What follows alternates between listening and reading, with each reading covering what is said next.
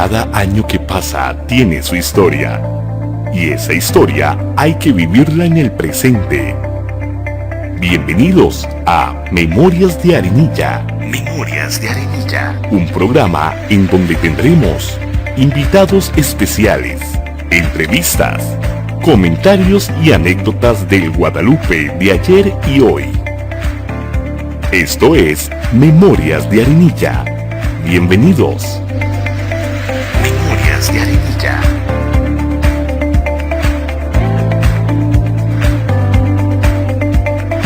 Memorias de Arenilla.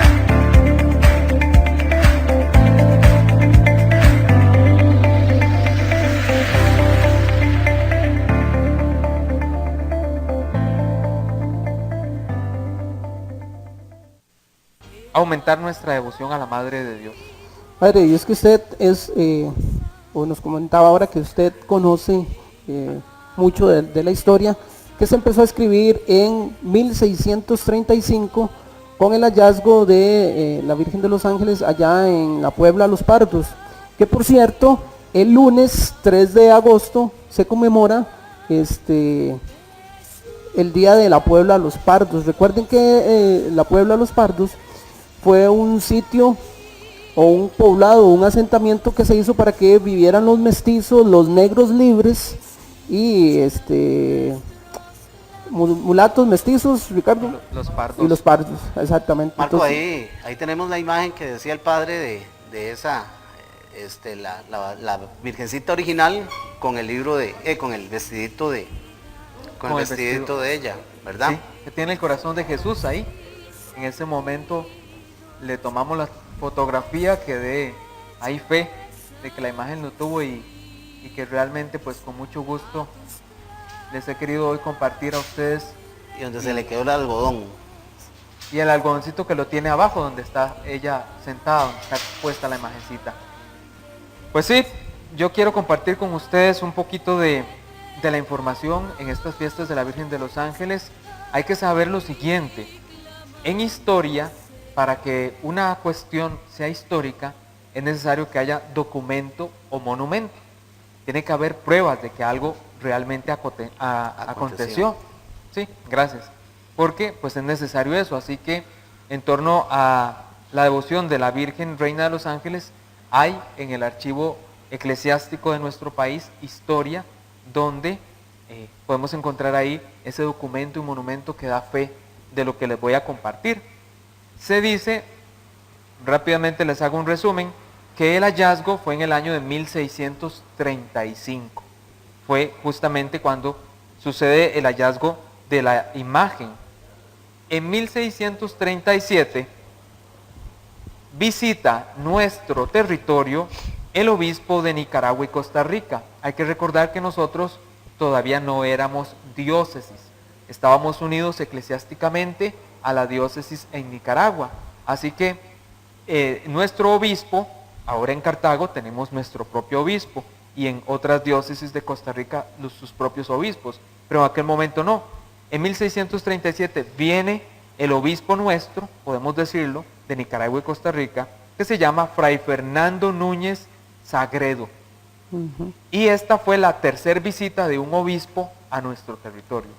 En esa tercera visita, 1637, dice Milo Junco, con quien pude conversar un poco, historiador también, don Milo, que se especializó mucho en el tema religioso de nuestro país y ha estudiado la historia religiosa de nuestro país, que hay un documento en el archivo de León, un documento propiamente en el archivo eclesiástico, donde en aquella visita este obispo deja escrito que él pudo conocer a la mujer que la encontró. Conocí a la mujer que la encontró. Dice este documento que está aparentemente allá en el archivo en León. No hay aquí en nuestro archivo propiamente algo referente a lo que este obispo haya dicho. Sí se sabe en el archivo nuestro que él vino, 1637. Si fue en 1635, es muy posible, a 2 años del hallazgo, que él haya tenido esa noticia. En 1639, ya ahí sí, hay suficientes datos de un arraigo de la devoción en nuestro territorio. Para esa fecha se levanta una ermita, la primera ermita, en el lugar del hallazgo, que es propiamente donde está hoy la Basílica de Nuestra Señora de los Ángeles. Ahí fue el lugar del hallazgo. Esta devoción primero comienza a nivel de Cartago, eso hay que tenerlo presente. La devoción a la Reina de los Ángeles comienza en el territorio de Cartago. Después de ahí se difunde a todo el resto de pueblos y todo el resto de territorio, que será Costa Rica, que será porque todavía en ese momento no hay independencia. Éramos una provincia. 1639. Correcto, éramos una provincia. Así que la devoción, sí hay que tener presente, desde el inicio, la devoción a la Reina de los Ángeles fue una devoción para españoles y para los no españoles. Correcto. Los pardos y las personas que no eran españolas, pero que vivían en el territorio. Ahora que lo mencionaban ustedes, la cruz de Caravaca, que dividía a unos de otros. Bueno, cuando se encuentra esta imagen y comienza la devoción, también los españoles comenzaron a tener la devoción rápidamente. 1639. En 1649 se empieza ya a divulgar la devoción a los otros pueblos, se empieza a llevar. Oigan qué interesante, para que también la gente pueda ir quizás anotando, tomando ahí apuntes. 1649 la devoción comienza a salir más fuerte de Cartago y comienza a irse a los otros pueblos de la provincia, como bien lo anotas, de la provincia de Costa Rica. Y es que el mayordomo de ese momento, Luis Rodríguez, el mayordomo de la iglesia, el mayordomo era el ecónomo, el tesorero. El tesorero, el encargado entonces, es autorizado para que vaya a pedir limosna, a pedir dinero para la iglesia que se estaba levantando. Había primero una ermita, pero había que levantar una iglesia. Entonces él comienza a ir a los pueblos y es probable que para motivar a la gente y poder pedirle, pues él comenzara a contar qué fue lo que sucedió, que se encontró una imagen, cómo fue que se encontró. Entonces él lleva la historia, es uno de los que se encarga de ir a contar la historia para poder recorrer los pueblos y traer la limosna. 1649. Ya en 1652 se funda la Cofradía de Nuestra Señora de los Ángeles. 17 años después de que se ha dado el hallazgo, se funda esta cofradía. Hay que recordar que en aquellos tiempos de la colonia era frecuente el tema de fundar cofradías. Pues se funda una cofradía, una organización religiosa en torno a la Reina de los Ángeles. Y en esta cofradía se pide también, para mandar a fundar la cofradía, hay que tener la autorización del obispo y demás. Se pide en la carta que se hace que el 2 de agosto sea el día que se tome como celebración para la Reina de los Ángeles, asegurando o ratificando que la imagen fue hallada un 2 de agosto. Entonces, en la solicitud, por llamarlo así, en la solicitud hacia el obispo y hacia las autoridades, la gente de la cofradía dice también que se celebre el 2 de agosto su fiesta, porque fue el día en que se encontró. Un año después, en 1653, Monseñor Alonso Briceño, obispo de Nicaragua y Costa Rica, nuestro obispo en ese momento, o el obispo del territorio, aprueba las constituciones de la cofradía, aprueba que la cofradía se establezca. Esto es muy importante saberlo. Todo esto, indico, está en el archivo eclesiástico. ¿Por qué es importante que el obispo de la época 1653 apruebe? Porque eso es una prueba de que oficialmente la iglesia estaba aprobando la devoción a la Reina de los Ángeles.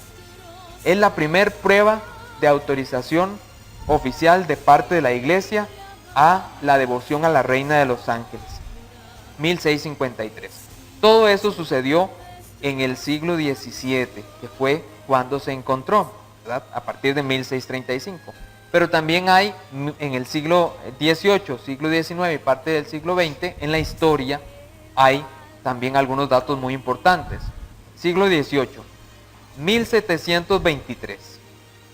Con ocasión de la erupción del volcán Irazú, la primera erupción, 1723, del volcán Irazú, los cartagos invocaron la ayuda de la Virgen de los Ángeles Y el 20 de febrero de ese año, 1723, se trajo en procesión a la parroquia La Imagen.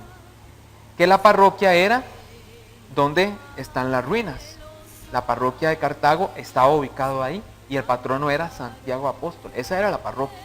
Así que se trae en procesión la imagen de la Virgen para invocar su ayuda, y el pueblo le pide los proteja contra el volcán que estaba haciendo erupción, 1723. En 1737 sobreviene sobre Cartago una peste, a propósito de los días en los que nos encontramos. Sobreviene una peste sobre Cartago en 1737 y los sacerdotes invocan la ayuda de la Virgen contra la peste. De nuevo, llevan la imagen hacia el templo parroquial. De su iglesia, de nuevo la llevan en procesión hacia la parroquia para invocar su protección contra la peste.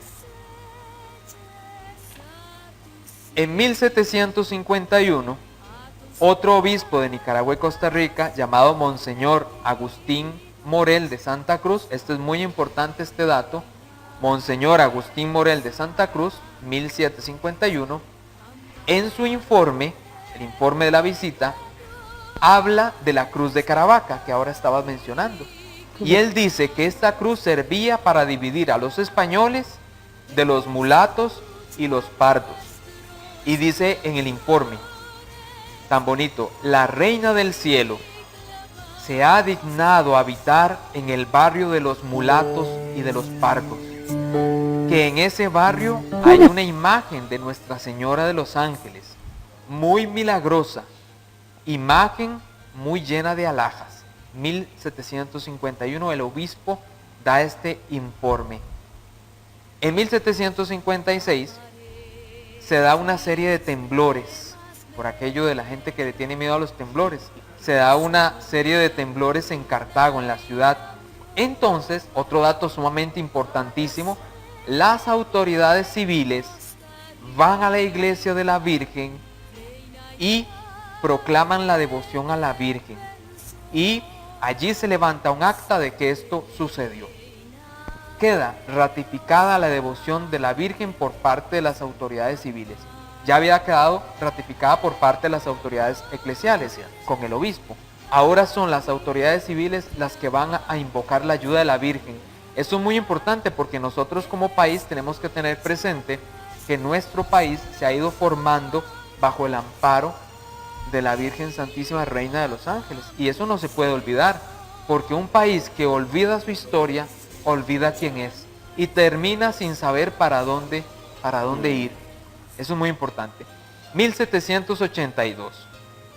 Ahora, otro obispo, el del momento, porque va cambiando el obispo, claro, porque van pasando los años. En 1782, nuevamente el obispo de Nicaragua y Costa Rica, Esteban Lorenzo de Tristán, llegó a Cartago. Y al ver los abusos y los escándalos, dice el informe, en torno a las fiestas de la Virgen, ordenó que la imagen se trasladara el 1 de agosto de cada año a la iglesia parroquial, donde se celebraría la fiesta de la Virgen. Aquí es donde se origina la pasada, exacto, en 1782, cuando el obispo visita y dice, esto es un relajo, no puede ser, estamos revolviendo las cosas, y ordena que se pase la imagen a la parroquia, que en ese momento se estaba usando como iglesia parroquial la iglesia de la Soledad, ¿recuerdan? Estaba ubicada allá donde están los tribunales, ahí estuvo la iglesia de la Soledad. Bueno, se traslada ahí porque ya en las ruinas pues ya no estaba habilitada como iglesia parroquial, entonces se traslada, podemos decir que es como un castigo. Se llevan la imagen para que se celebre la fiesta en otro lado por todo el desorden que él encontró. Ahí se origina la pasada. El 1 de agosto, que después nosotros la tenemos el 3 de agosto, claro, justamente. Pero ahí es donde se originó y fue el primero. Ese mismo año, 1782, específicamente el 14 de agosto, las autoridades religiosas y civiles pidieron al obispo que declarara patrona de la ciudad a Cartago. Y es en 1782 cuando es declarada patrona de la ciudad de Cartago por este obispo, Esteban Lorenzo de Tristán, declarada patrona de la ciudad de Cartago, la Virgen. 1799. Ya a las puertas del nuevo siglo, venía 1800, se invoca de nuevo la protección de la Virgen y sobre todo por la llamada lluvia de fuego, porque de nuevo comenzaron erupciones en el volcán. Entonces de nuevo se invoca la ayuda de la Virgen. Y ahí termina un poco este siglo XVIII. Qué interesante, padre, ¿verdad? Bueno, todavía teníamos ahí parte de la historia, ¿verdad? Porque, amigos, también el padre tiene su canal en YouTube, ¿verdad, padre? Sí, bueno, aprovechar para invitarlos. Tengo un canal en YouTube que se llama Yo Soy Arley, se llama. Pero para poder encontrarlo, quizás más fácil, pueden entrar a la página de Facebook que se llama Buena Noticia. También hace pues algún tiempo me di la tarea de abrir un podcast donde tengo algunos segmentos de audio de temas interesantes en general, temas de iglesia, temas religiosos, algunos temas como aprender a ser feliz, la amistad, el cuarto mandamiento, la misericordia, en fin, un podcast, y lo pueden encontrar en la página que se llama Buena Noticia en el Facebook. Es la página del podcast y también del canal de YouTube. Ahí pueden encontrar estos archivos de audio y los videos. Así que aprovecho para invitarlos a que entren y se suscriban al canal de YouTube. Qué bien, qué interesante. Padre, ¿dónde quedamos con la historia Bueno, de así la Virgen? rápidamente porque tengo muchísima historia y como decía un comentario aquí muy bonito, qué interesante la historia de la Virgen. Pero por cuestiones de tiempo vamos a apresurarnos un poquito. Estábamos en el siglo ahora XIX, en 1821, con ocasión de la Declaración de la Independencia, el 13 de octubre las autoridades civiles acordaron pedir una misa a la Virgen para que protegiera nuestro país, ya que se dio la independencia, pues pedirle a la Virgen por nuestro país. En 1822, ahora con ocasión de los temblores nuevamente, se da una ola de temblores en la ciudad y el 7 de mayo se hace, oigan qué curioso detalle, se hace una promesa de que los sacerdotes todos los años iban el 7 de mayo a barrer la iglesia de la Virgen y que las autoridades civiles y el pueblo iba a hacer ayuno si la Virgen les ayudaba en medio de los temblores para que terminaran los temblores. En 1824 fue declarada la Virgen patrona del país. Ya había sido mucho antes declarada patrona de la provincia de Cartago, ahora es patrona del país 1824. Si pasamos al siglo XX, en 1924, el Congreso de la República renueva esa declaratoria de la Virgen como patrona del país. Por eso, insisto, no podemos como país olvidar que nuestra nación se ha forjado al amparo de la Virgen Reina de los Ángeles. No se puede olvidar la historia de nuestro país. Es lo que nos hace diferentes a nosotros con respecto a las historias particulares de otras naciones de Centroamérica. Cada una de las naciones de Centroamérica tiene su historia especial y cada una es particular por algo. Nosotros somos particular por, entre tantas cosas, esta.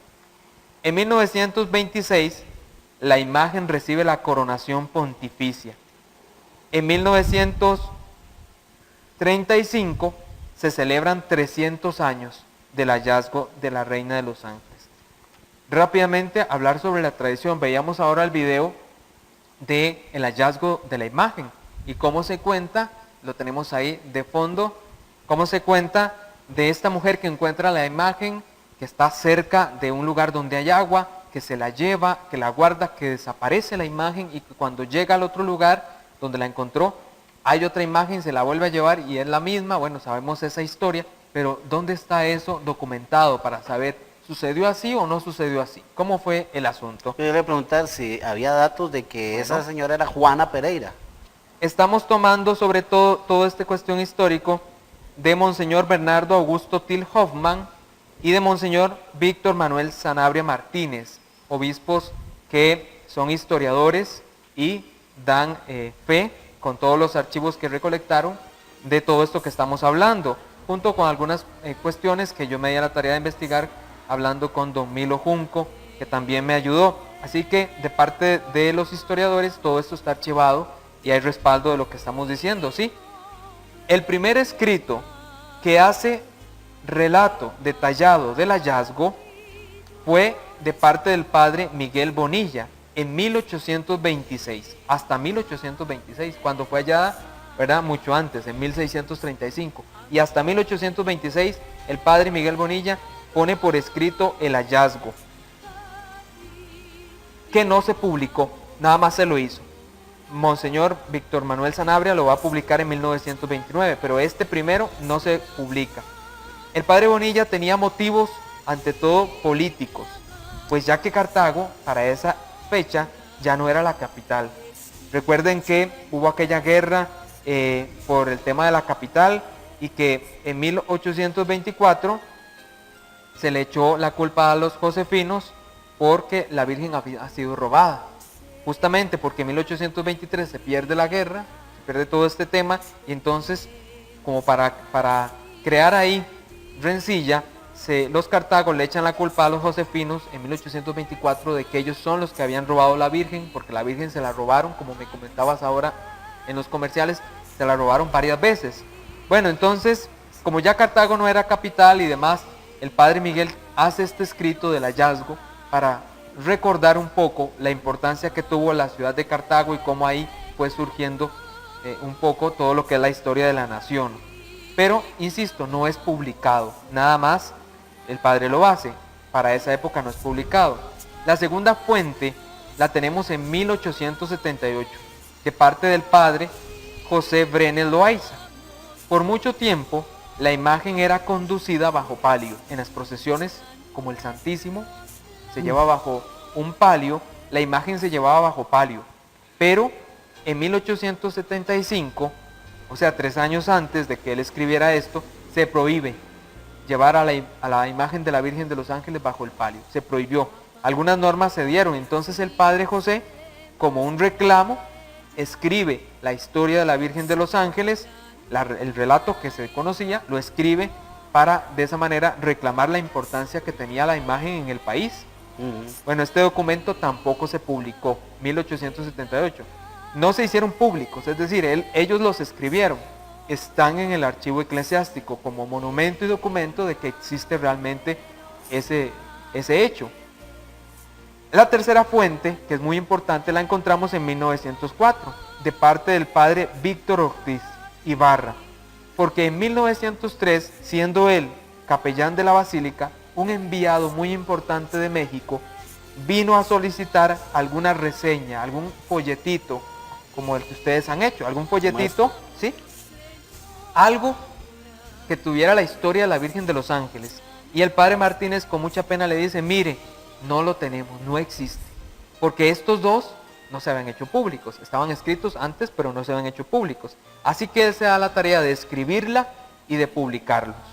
Así que estas 3 fuentes son las más importantes que se concuerdan para decir que el hallazgo sucedió así, porque una fue en una época, otra en otra época y otra en otra época, pero no se conocían entre ellas. Esto es evidencia de que el relato oral, recuerden que una cosa es lo que está escrito y otra cosa lo que se vaya contando, el relato oral sobre el hallazgo era muy fuerte y se mantuvo desde el mismo inicio. Desde 1635 la gente comenzó a contar cómo sucedió el asunto. La mujer que llega, que encuentra la imagen, que se la lleva, que desaparece, que va y que nuevamente ahí está. El mismo relato se mantuvo, aunque no se había puesto por escrito. Tiempo después se pondrá por escrito, pero el relato se mantuvo. Y estas 3 fuentes, desconectadas una de la otra, no se pusieron de acuerdo porque no se conocían los relatos, y en las 3 dicen lo mismo, dan fe de que el relato se mantuvo y que desde el inicio siempre se ha creído que así fue como sucedieron los hechos. El nombre que me preguntaba de Juana Pereira, el nombre nunca aparece en los relatos, ni en la tradición oral. Fue Monseñor Víctor Manuel Sanabria quien, haciendo un estudio de los nombres más comunes del momento, Juana, y de los apellidos Pereira, le coloca el nombre a la mujer. Entonces el nombre no es una cuestión que podemos decir es auténticamente original, la conocemos de cariño así. Monseñor le coloca este nombre, pero lo que sí podemos dar fe es que una mujer realmente fue la que encontró la imagen, y como también lo dije al inicio, se dice que en León está el documento donde dice el obispo, 2 años después del hallazgo, que él conoció a la mujer, que había encontrado la imagen. Entonces, finalmente, fuentes secundarias, 1807, en Guatemala aparece un escrito del padre Domingo Juarros, que habla de la Virgen de los Ángeles. En 1859, un viajero que vino a Costa Rica, Tomás Francis, de Irlanda, escribe de ella. En 1895, también un escrito anónimo, habla de la Virgen de los Ángeles y cuenta el hallazgo. Entonces, bueno, así en resumen toda esta historia, y nos hemos basado sobre todo en estos historiadores, Historia Eclesiástica de Costa Rica, que tiene todas estas fuentes guardadas y documentadas, y hacen ahí prueba de todo lo que la historia de la Virgen de los Ángeles ha Qué representado. interesante, padre. ¿Y esto de la romería de dónde nace? Bueno, la romería es algo que se da posterior. Inclusive en uno de los robos, que la Virgen se la llevan a Curridabat y demás, se dice que de allá se la trajeron caminando en romería para devolverla a la basílica. Pero la romería es algo que va a surgir después. Lo que sí está datado y que es más antiguo es el tema de la pasada. Mario, 1824, primer robo, 1888, segundo robo, y 1950, el tercer robo que sufrió la negrita. Bueno, es interesante que hubo varios robos y la imagen ¿Aparecía sigue siendo... eso? ¿O sigue la gente no, la devolvía? Sí, hubo algunas ocasiones en que la imagen la encontraron después de un robo y otras en que la imagen fue robada y es devuelta. Padre. Pero lo interesante es que la imagen se mantiene. Algunos han preguntado que si es la imagen original de 1635, porque se la robaron varias veces. ¿Cómo puede ser que todavía esté? Bueno, hay pruebas suficientes de que la imagen que tenemos actualmente es la imagen original. Algunas cosas que la imagen tiene que no se pueden reproducir de ninguna manera y que hacen que ella sea original, como por ejemplo uno de los huequitos que tiene en la cabeza, donde tuvo puesta una corona en tiempos atrás, es el huequito que aún tiene. El pin que tiene por debajo, que la sostiene, es un pin que está puesto de tal forma que no se puede reproducir en otra imagen.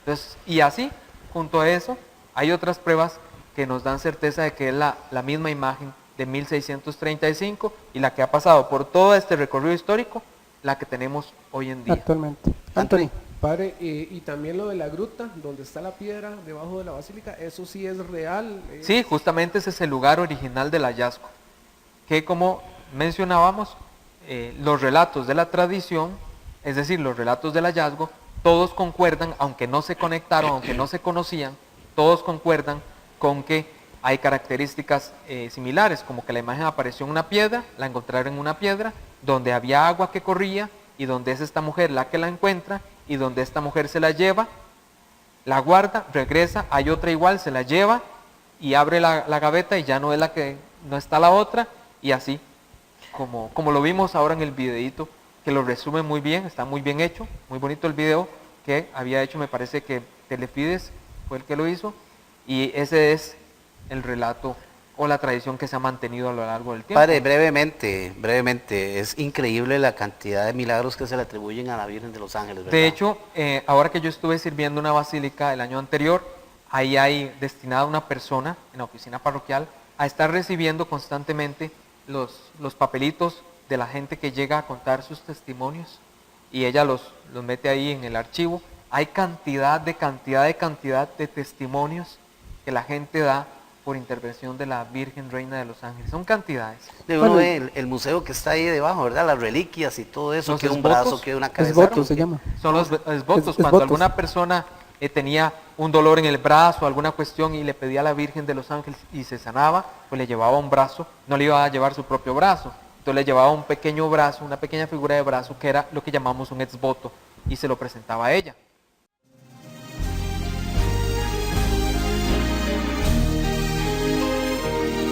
Dios te salve, blanca rosa, hija del eterno Padre, del divino Verbo Madre, el varón